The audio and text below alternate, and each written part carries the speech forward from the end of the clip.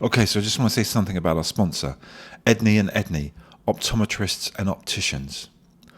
Not only do they provide exceptional eyewear enabling you perfect vision, but they also pride themselves on giving you the best service on your journey as their client. Their curated eyewear collection feature unique, handmade and luxury pieces from artists and craftsmen across the globe. They are a truly independent business and have no constraints over the products they stock, so if there is something in particular that you're looking for, they will endeavour to deliver. They have an unparalleled selection of world-class eyewear in Tunbridge Wells, including rare limited edition frames and sunglasses. The team are on hand to guide you through their exceptional selection, ensuring you find the perfect look, fit and vision. Check out edneyandedney.com. And now we'll jump back into the podcast. So good morning, everyone. Welcome to A Brilliant Businesses podcast. My name is Nick Bryant, and I'm super pleased to be in the Running Hub today in Southborough. And I'm with the owner of the Running Hub, David Castle. Morning, David. Morning. Very good to see you, Nick, as always. It's been a while, but it's good to catch up. Yes, it is. It is. We've known each other for a while because back in, I think, 2008, when I started Running Free magazine, you were the editor of Running Fitness. And we bumped into each other either at a running expo or a running event, and we got to know each other over the while. But let's start the interview, David, by you telling us how you got into running, perhaps, and became an editor, and then owned this lovely little shop. Okay. I mean, it's a long, drawn-out story, but I'll try and be as concise and as entertaining as possible. Thank you. So, I mean, I've always been a runner. I started running when I was 10. I joined Tunbridge AC. I ran at school. I went to school down the road at Skinner's. We had a very enthusiastic teacher who was well known in schools athletics. He had a legacy that he just creating good runners. So we had a really good school team. Can you remember his name? Mike Rowbottom. Okay, right. Mike Rowbottom. Yeah. They do a memorial race for him down at Tunbridge now. Yes, so he was the chairman of Tunbridge AC for quite a long time. So, right. And he was really the person that got me into running and I wouldn't say inspired, but certainly encouraged. Yeah. I was rubbish when I started, and then I kind of grew and I got a bit better. I got to kind of county level, then I got to national level. Yeah. It was one of those things I only ever really wanted to be a runner. And if I look at my decisions with regards to certainly my working life, it's always been predicated on being a runner, rightly or wrongly, obviously. But I went to Loughborough University because I wanted to be a runner. Lord Sebco had been to Loughborough, and I thought, that sounded like a good place to go. Yeah. And when I was there, I realised that I was, I'd been a big fish in a small pond here. And actually at Loughborough, there were lots and lots of very good runners. And I was still good, but I had some competitive years there.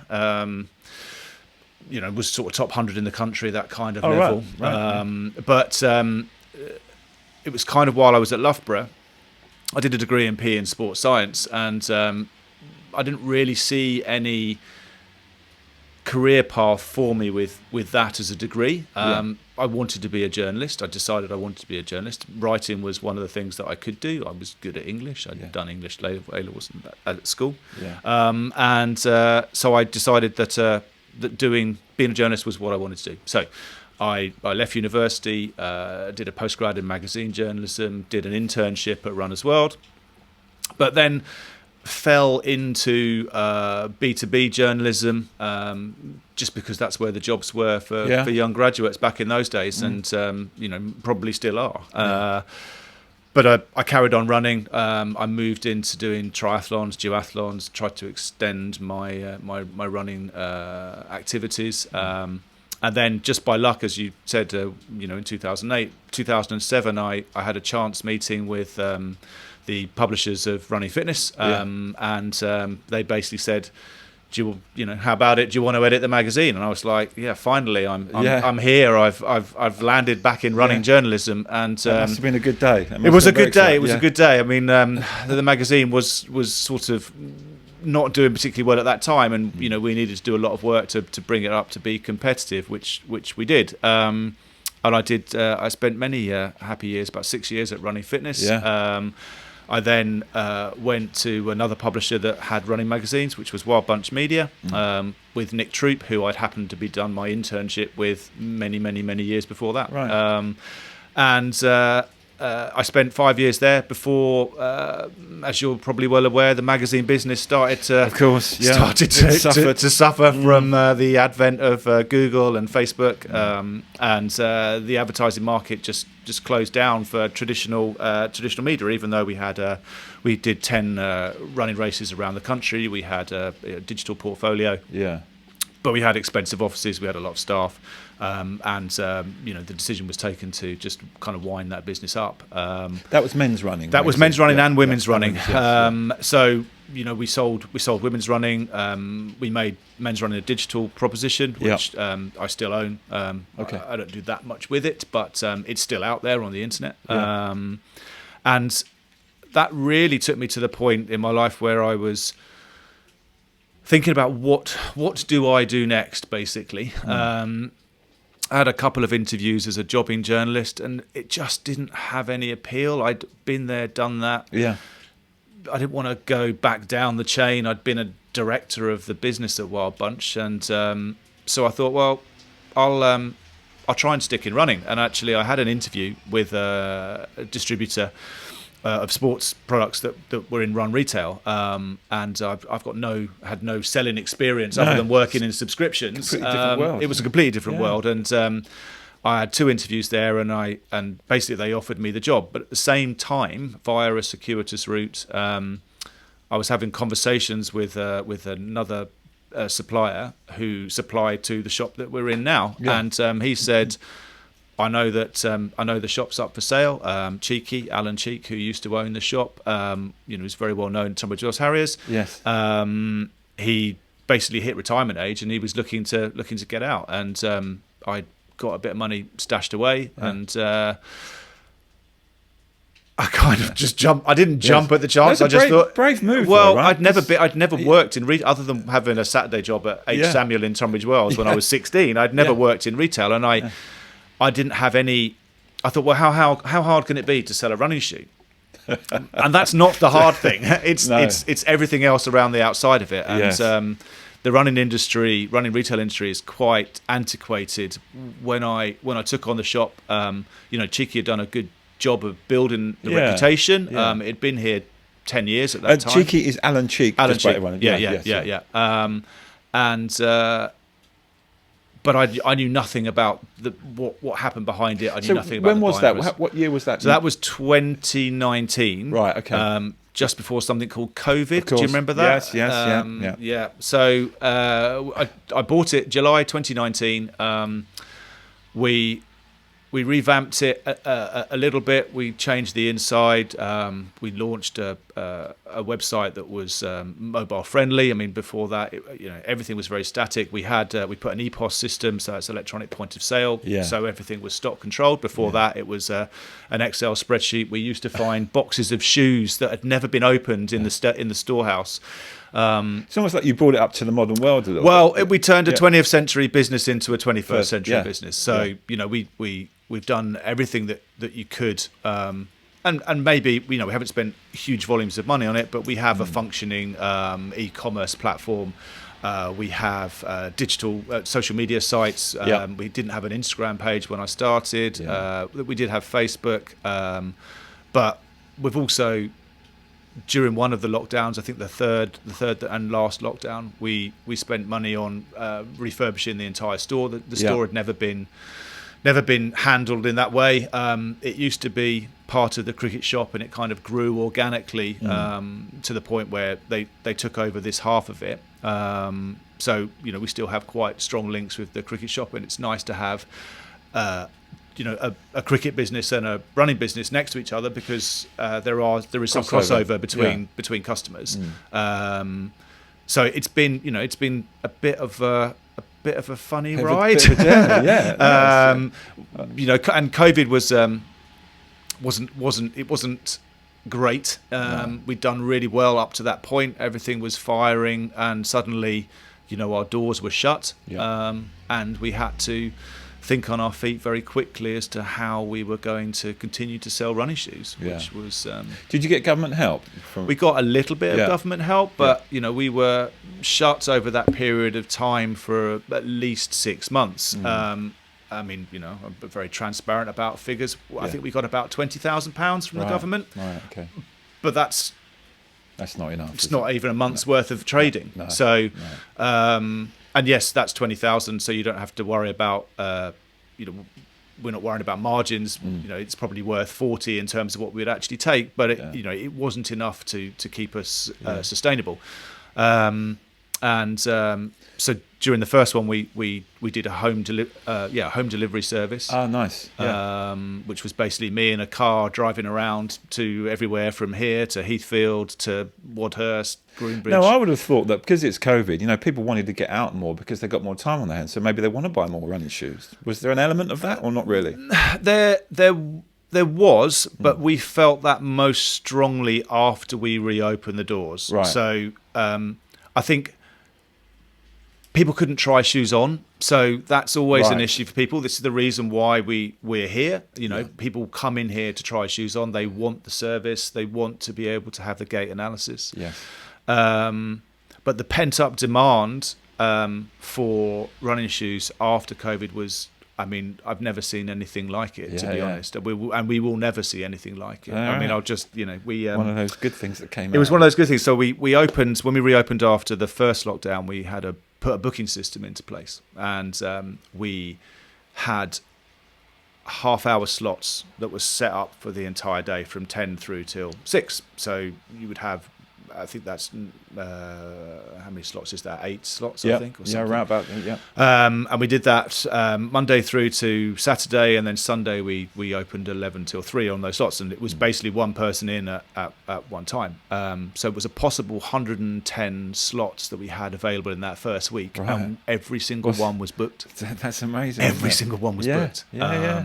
And of those 110 slots, I remember only 2 people didn't buy running shoes. Wow, that's amazing. So it was insane. I mean, also, our problems. Actually, if you look at it, COVID wasn't the worst thing. It was the stock supply situation after COVID, which was much harder for the business than the actually being shut, because the demand was so high. And we were told various different things. We were told that there wouldn't be any stock and that we would have to forward order everything, which puts quite a big stress on the business for cash flow. And actually it wasn't true. There was plenty of stuff that was around, but we'd already committed to forward orders, so we spent quite a lot of time trying to get out of those forward orders, or at least trying to minimise our exposure. Because we're a small business in Tunbridge Wells. Yeah, well, you've done really well to survive through it. Challenging times they were, but good things come out of it. I just want to talk about the location a bit, because do you still get people that don't realise that you're here? Because there's not a lot of running shops in the area. There are only, as far as I'm aware, 4 in Kent. So there used to be a lot more. There used to be loads. I mean, I mean, it's a tough business to be in. The cost of goods is expensive. It's always going to be half of your turnover. Right. There's us. There's our closest competitor is in Sevenoaks, but we don't get the same sort of crossover traffic. And then there is really nobody from here down to Hastings. So we get a lot of customers travelling up from Hastings, Uckfield, Robertsbridge, Eastbourne. We get a lot from Crowborough runners, Wadhurst runners. We have affiliates with a lot of local running clubs. I saw that on your website. The different groups that you're affiliated with. So, and we have some that are not written or cast in stone, but we have others which are more official. So we have an official partnership with a business called MZ9, who are based out of Penshurst and Chiddingstone. We work with a lot of gyms in the town, particularly we work with Halo Gym. We also work with a lot of PTs from that business and other PTs, and then we're also heavily linked to a lot of the physio and podiatry practices who are kind enough to refer people to us because their business is predicated on making sure that people are well and healthy. Yes, absolutely, I mean, we work with the physio practice down the road, the Wells, isn't it? The Wells Physio Practice. Yes, They send people. I mean, they literally have appointments, and they send people to us after those people have had their appointments because they realise that their footwear is just not good enough for what they want that person to be doing. But yeah, our main competition is online because obviously online you can sell on price and volume. So one important thing to mention, if anyone does know here and they drove past, there is a massive car park. Yes, well across the road. that is a big sell. Yeah. It's a free car park as well. You get a free ticket for 2 hours. And again, we've had battles to keep that free. Free with the council. A couple of years ago, they tried to add in charging for it, and like they have done in Dunollen Park, and like they do at St John's Yard. The one down there is half an hour free, but they were trying to take away the whole thing.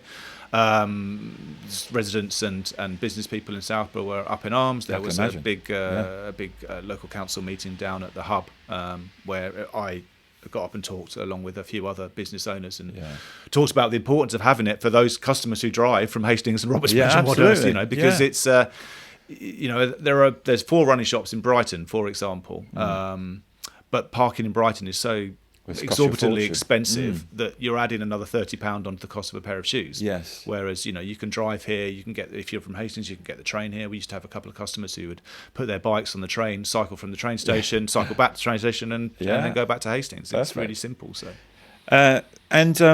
we're talking a lot about running shoes, which kind of, I guess, are the most important thing.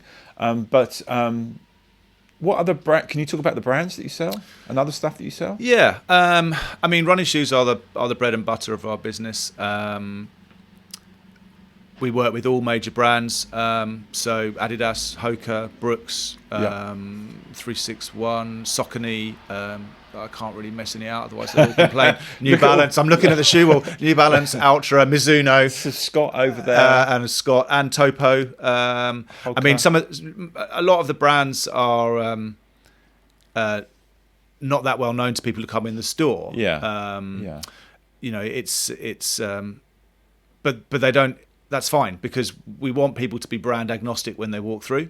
We want them to basically want to educate them, don't you? We want them to be wearing a shoe that is prescriptively right for them, and we want them to be wearing a shoe which is the most comfortable on their foot. And so we have a hierarchy of criteria for the needs of customers, and it is exactly that. It's basically what is prescriptively correct. So, are they a neutral runner, which means their foot strikes normally, or do they overpronate? Yes.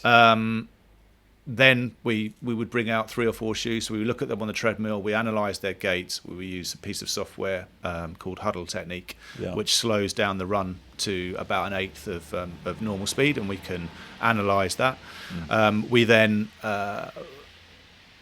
bring them 3 or 4 shoes. We decide which is the most comfortable.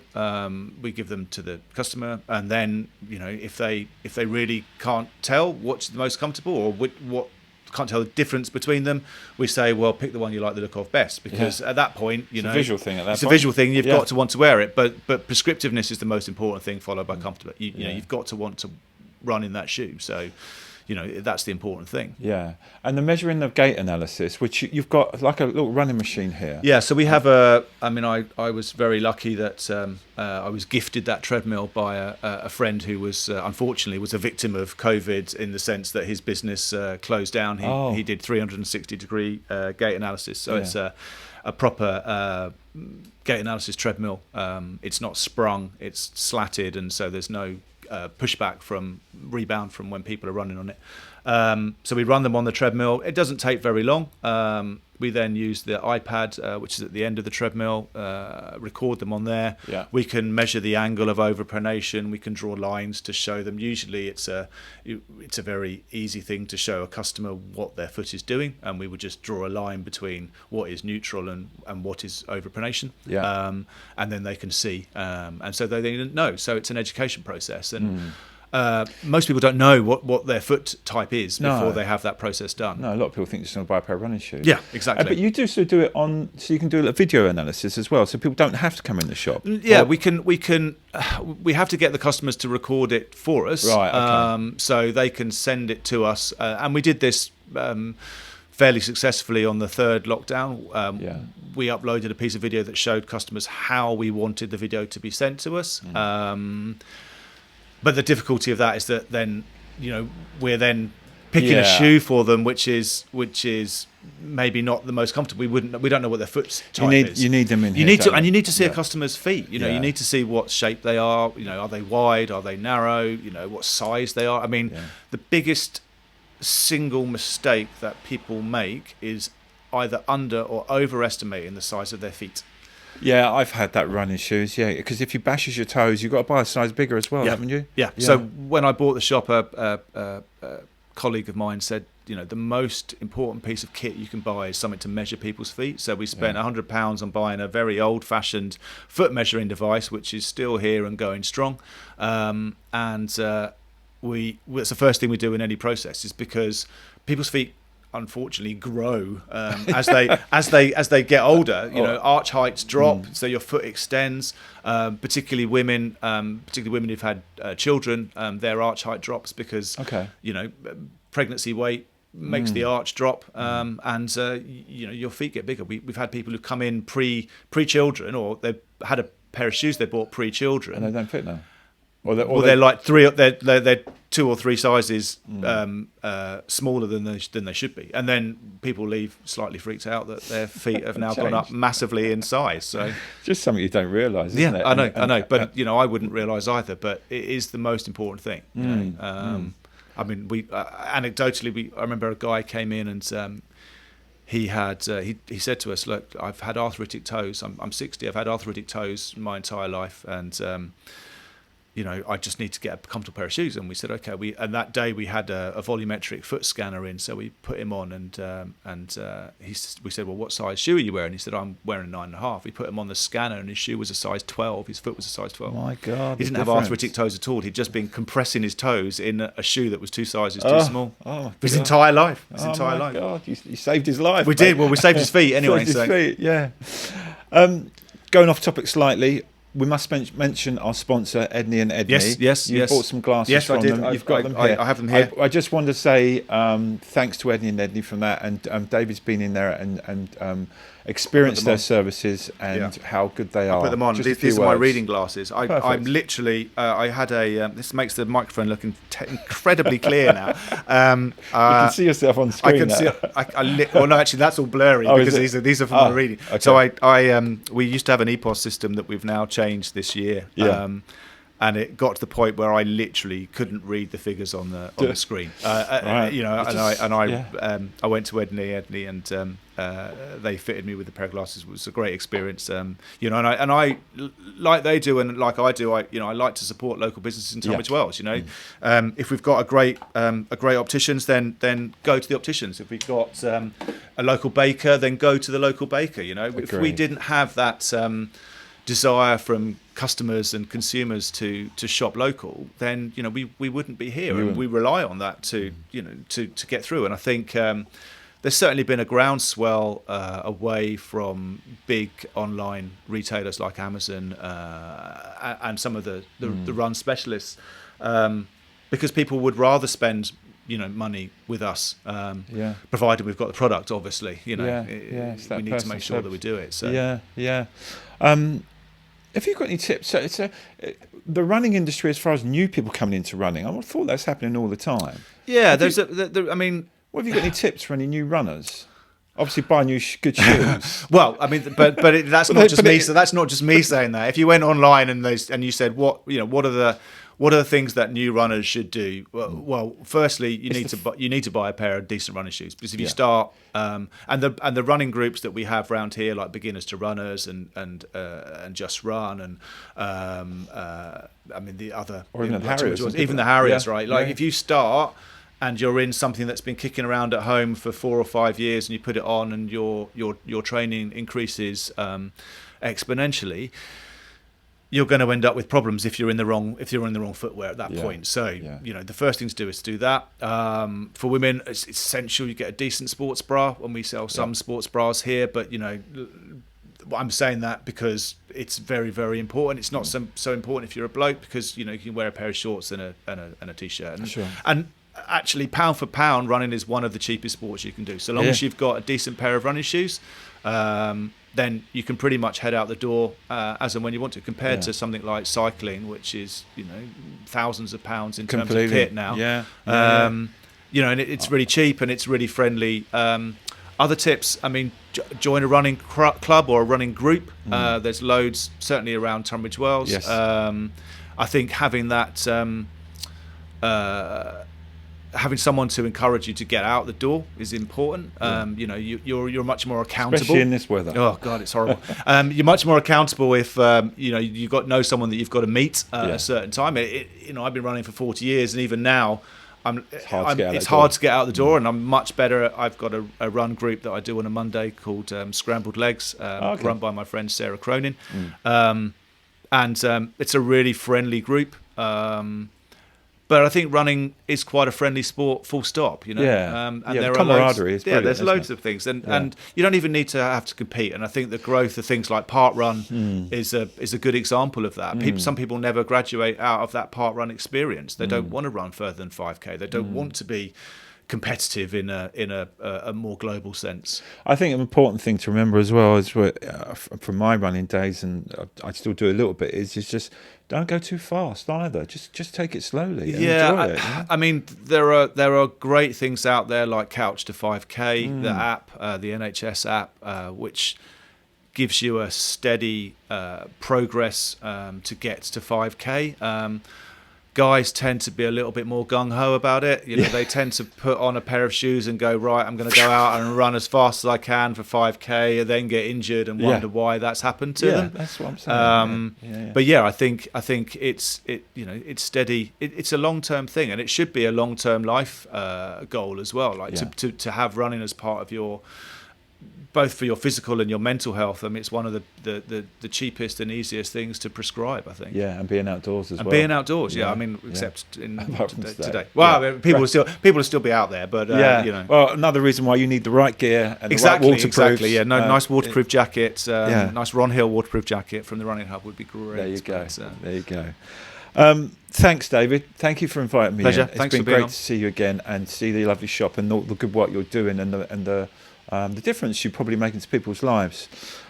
Anyone wants any running shoes or any running kit, they can come check out the website runninghub.co.uk. Yeah. And do they have to book an appointment to come and do the gait analysis? No, you can just mostly we can turn up. You can book appointments, but 99 times out of 100 it's just to knock on, come in and we'll do the appointment there and then. Excellent. Park in the free car park. Walk across, easily done. Brilliant. Thanks, mate. Really good to see you again. All right. And we'll see you all for another podcast soon. Thanks, Nick. Cheers. Thanks.